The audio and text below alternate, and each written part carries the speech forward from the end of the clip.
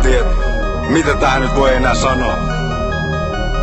Vaikkeet aina menee, niitä näitä tekee, koska tekemättä tuntuu, et vois heittää elämänsä menee viran vietäväksi.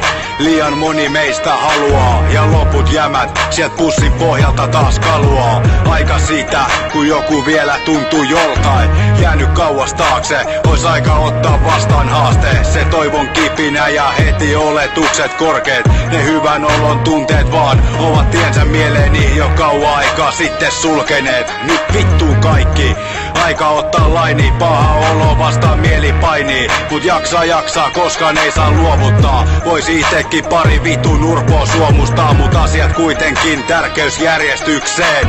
Ja odotus, et ne luulee mun jo unohtaneen, ei huolta, pidän kyllä ystävieni puolta. No ei sillä väliä, kun ympärillä hälinä tunkeutuu mun korviin.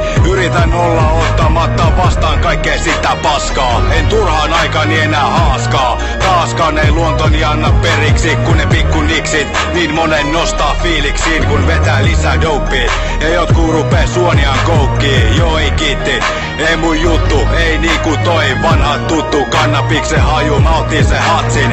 Yskäisen kerran, antakaa jo 2. Olo ei voi tästä enää muuttuu paremmaksi.